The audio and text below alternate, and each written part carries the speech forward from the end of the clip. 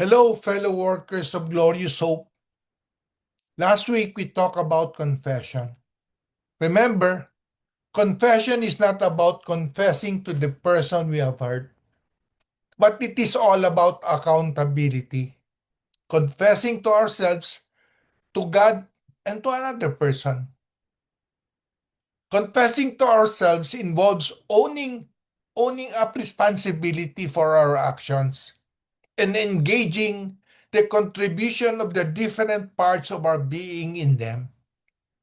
When we confess to God, we acknowledge and align our inner being, our soul with Him.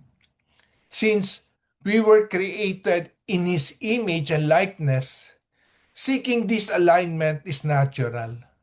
This week, we will explore our character more deeply. Character is the sum of our automatic, habitual responses to life situations as we try to satisfy or protect our unmet desires. These repeated actions including our recurring thought patterns, feelings, and behaviors. It develops through a cycle because thought influences our words guides our actions, repeated actions becomes habit, and these habits ultimately shape our characters. Character transformation is an inside-out journey.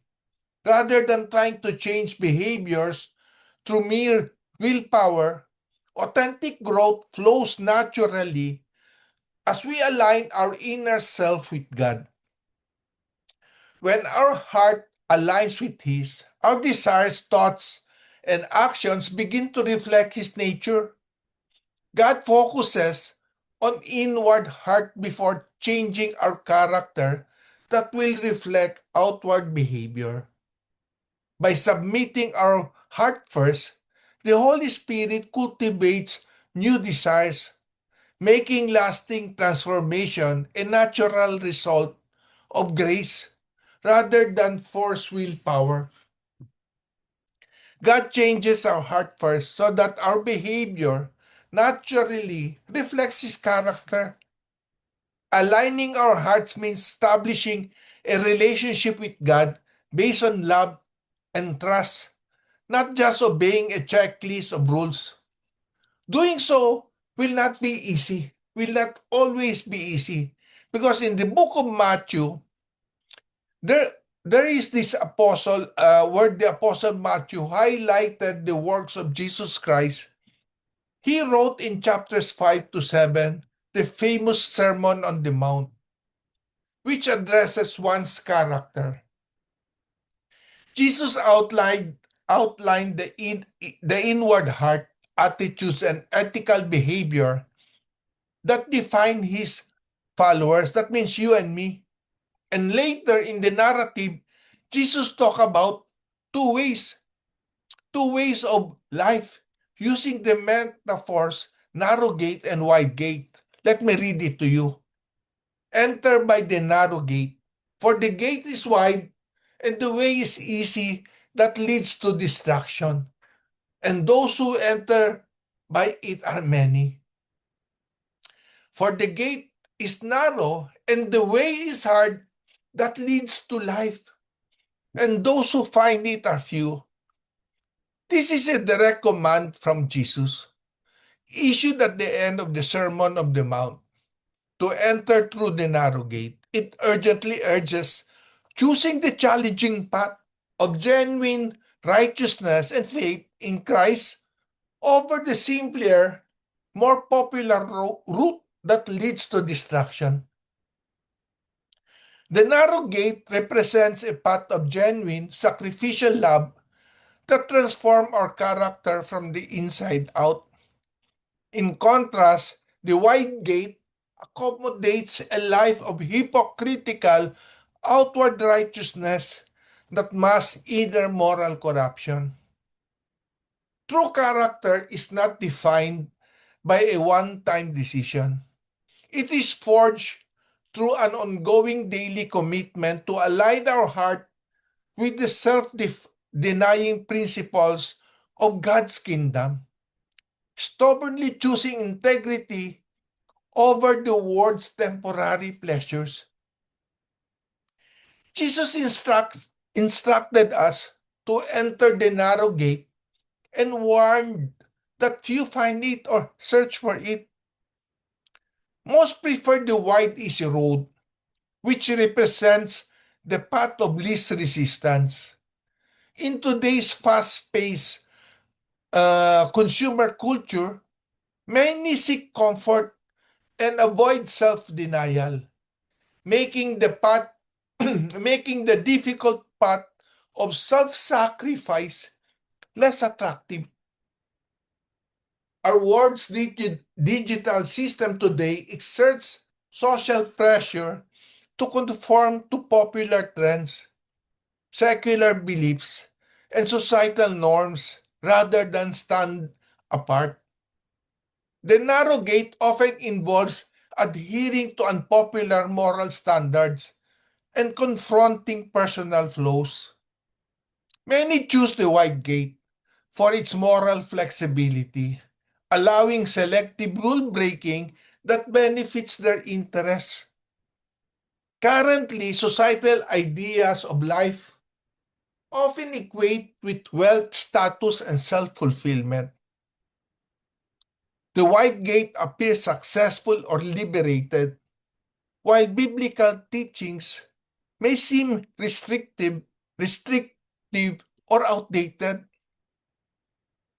In commanding us to take the narrow gate, Jesus emphasized that salvation and spiritual life demand a fundamental transformation of character.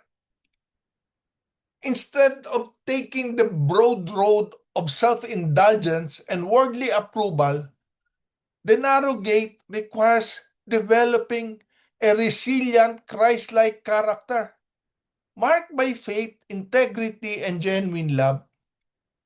The narrow gate is a picture of tightness, not spaciousness, and it is even restricted.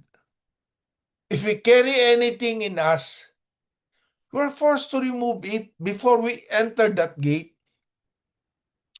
The road is described as difficult, where we will surely experience pressure, affliction, and restriction that will really stretch us.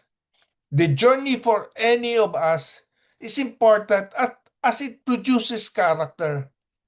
We are reminded in Romans chapter 5 verse 3 to 4, it says, not only that, but we rejoice in our sufferings, knowing that suffering produces endurance.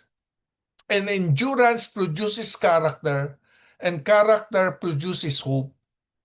In this passage, God shows us through Paul's writing how character is changed.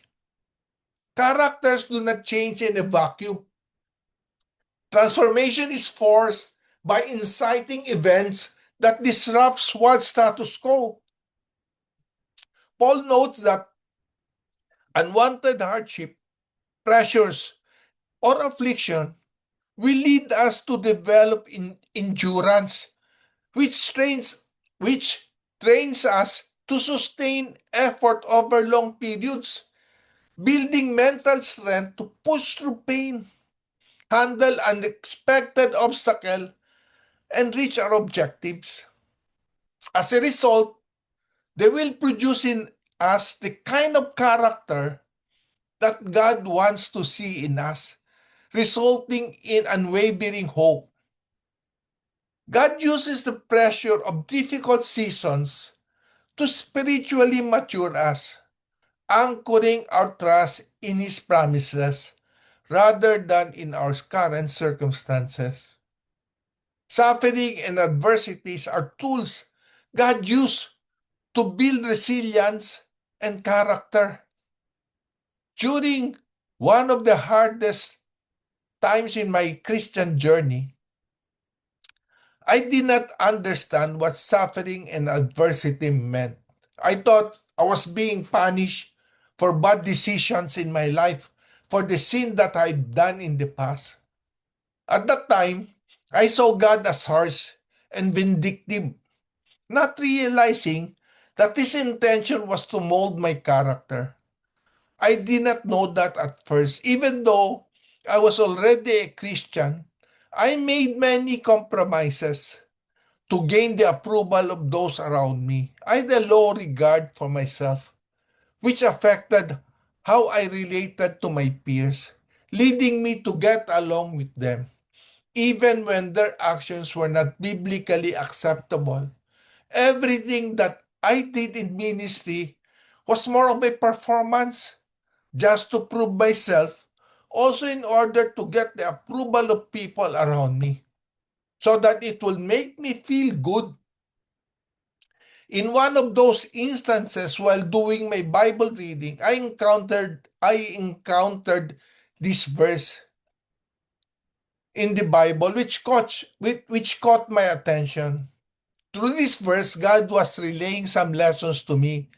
He said, He said to me, He said, if anyone would come after me, let him deny himself, take up his cross daily and follow me. God has shown me that He's shaping my character along the way.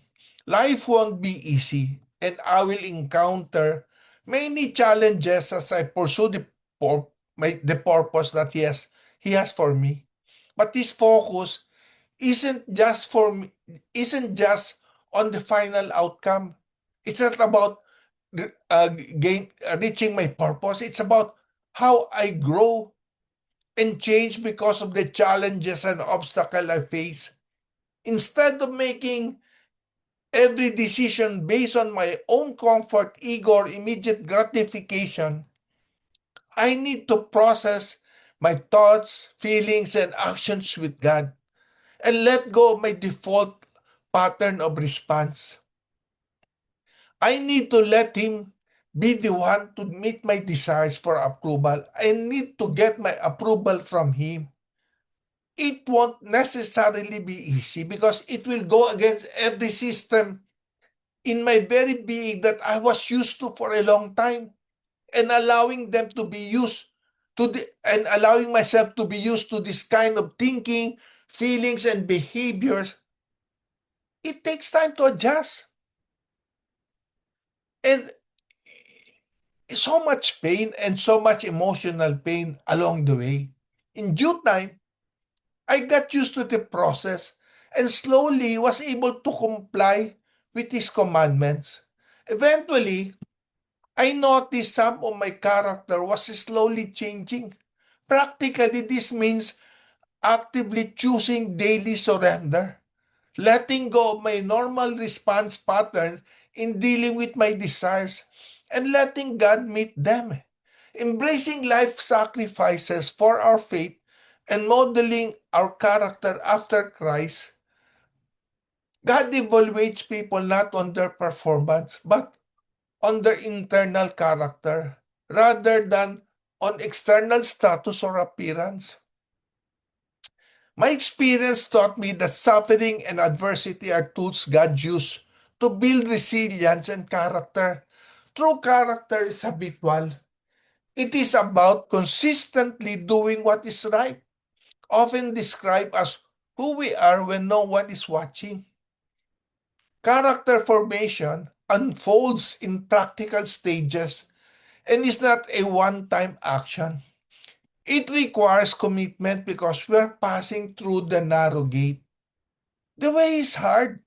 Definitely, it is hard. Many will choose the easy way, but you and I are here. We choose this way. Commitment to following Jesus means making Him the ultimate authority in our lives through, through hardship, through easy way.